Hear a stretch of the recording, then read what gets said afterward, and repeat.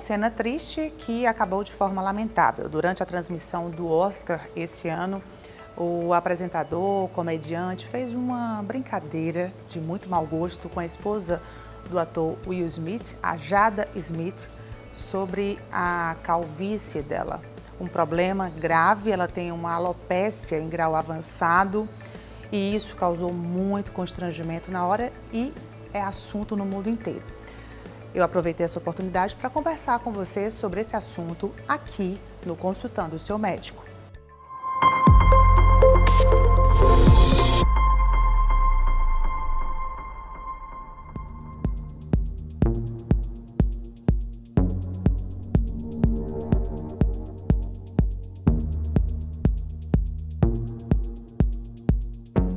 Bom, essa cena da cerimônia do Oscar, que aconteceu agora dia 27 de março, é comentário no mundo inteiro e mostra o quanto a pessoa que sofre de alopécia, né, dessa queda de cabelo acentuada, em todos os níveis, mas quem sofre essa queda mais acentuada mostra o quanto essa pessoa enfrenta problemas psicológicos, né, afeta a autoestima.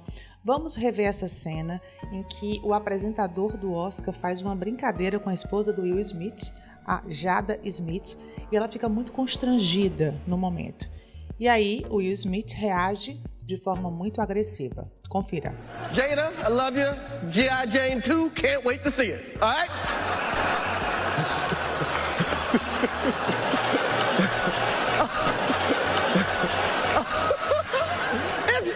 That was a nice one. Okay.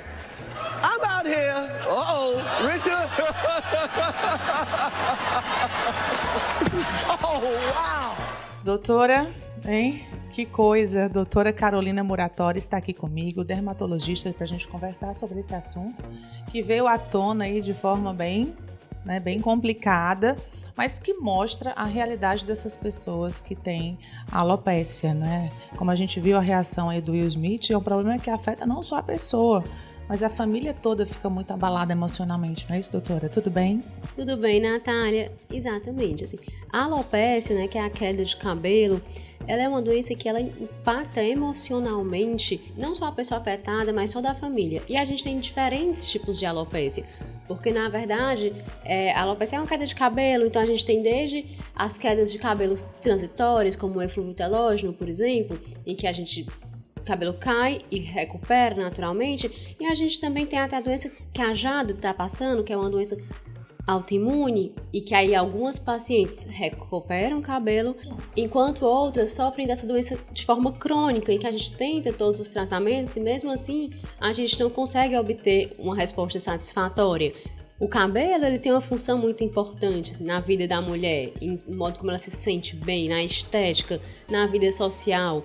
Então acaba que assim, quando a gente passa por uma perda desse cabelo, seja em maior ou menor grau, a gente tem uma repercussão muito importante. E aí, assim, a violência, eu acho que, na minha opinião, ela nunca deve ser aceita em qualquer circunstância. Mas ela trouxe para nós, assim, como aquela família estava impactada com aquele problema. O quanto isso trazia um custo emocional para eles. E é o que a gente vê no nosso dia a dia, na realidade dos pacientes, no consultório. E a gente pode trazer isso e extrapolar não só para a alopécia, mas para todas as doenças estigmatizantes, assim, que a gente tenha uma maior empatia com essas pessoas, com o que elas estão passando, assim, que não, às vezes uma piada boba para uns traz um sofrimento emocional muito importante para quem está vivendo aquela realidade. Tanto que ela demorou bastante para trazer isso à tona, né? Ela tentou de várias formas tratar, né, até que ela sempre teve o cabelo muito grande, né? Tem imagens dela com cabelão, sempre gostou de exibir o cabelo. E aí, quando o problema foi se agravando, ela teve que trazer à tona esse problema e resolveu ficar careca, que é o que muitas mulheres fazem, né? Cansam do resultado, muitas desistem do resultado e acabam ficando carecas. É assim mesmo que acontece aqui no consultório também? Isso, também acontece. Então, assim, quando a gente chega num grau de alopecia areata total, quando acomete todo o couro cabeludo, ou universal, às vezes acomete todos os pelos do corpo, e a gente já fez diversos tratamentos, e mesmo assim, a gente não teve a resposta que a gente queria, e aquilo cada tratamento acaba se tornando um sofrimento ainda maior, a gente normalmente discute essa possibilidade. Vamos assumir, né? Por que não? Por que que a gente assim, também não pode se sentir bem sem cabelo e tentar assim, realçar a nossa feminilidade, a nossa beleza de outra maneira? Ou fazer um implante também. Ou também é uma outra possibilidade, ou a gente pode usar, algumas pessoas usam perucas, e aí depende muito de como aquela pessoa vai se sentir bem, o que vai ficar melhor para ela. Então, assim, é muito individualizado, a gente precisa associar tratamento com psicoterapia, com psicólogo, porque o importante é como aquela pessoa vai lidar com aquela doença. Quando a gente não consegue mais tratar de uma maneira satisfatória. Então, assim, a gente precisa focar na questão emocional, na questão da empatia com o outro, em fazer essa pessoa se sentir bem dentro da sociedade e não olhar estranho ou não fazer piadas. Então, tudo isso é uma questão que a gente foi nesse aspecto, foi levantado uma questão para a gente refletir sobre como as doenças, como as nossas manifestações, as nossas diferenças impactam no nosso psicológico e a gente não fazer disso motivo de piada. Doutora, e é importante que logo aos primeiros sinais a pessoa procure ajuda, né?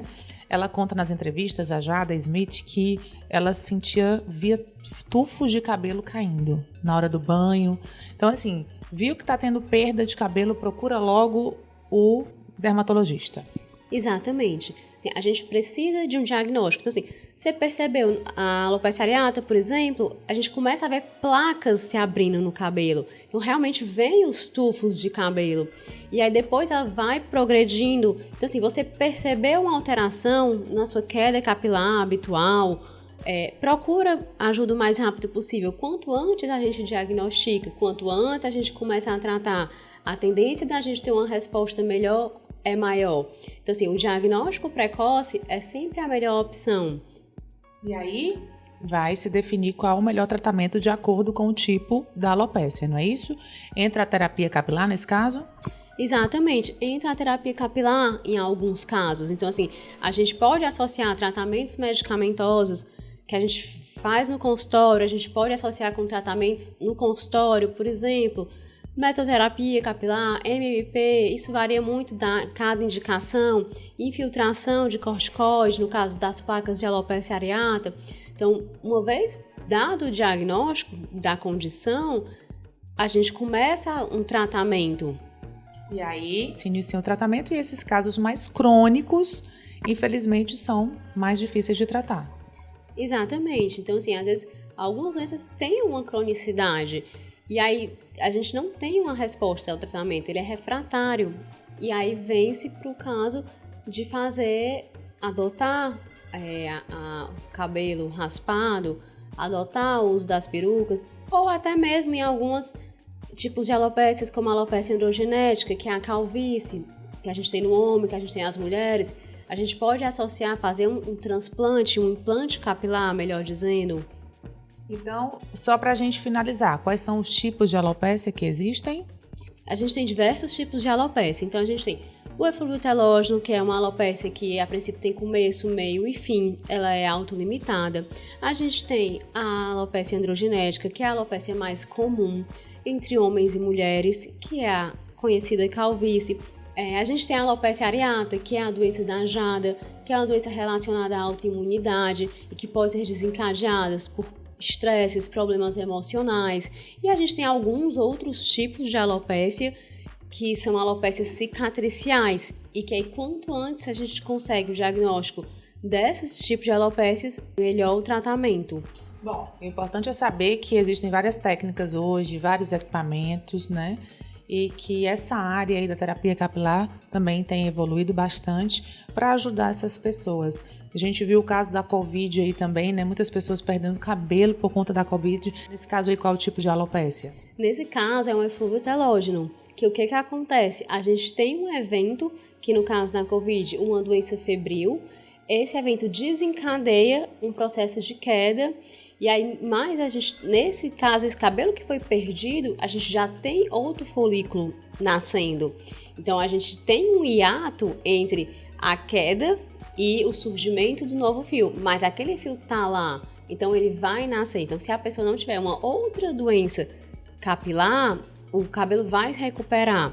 E aí, com o acompanhamento dermatológico, a gente consegue tratar da melhor maneira possível. Muito bem, doutora Carolina Muratori, explicadíssimo. Muito obrigada pela participação aqui no programa Check-up, por esses esclarecimentos, que as pessoas fiquem mais atentas agora, né?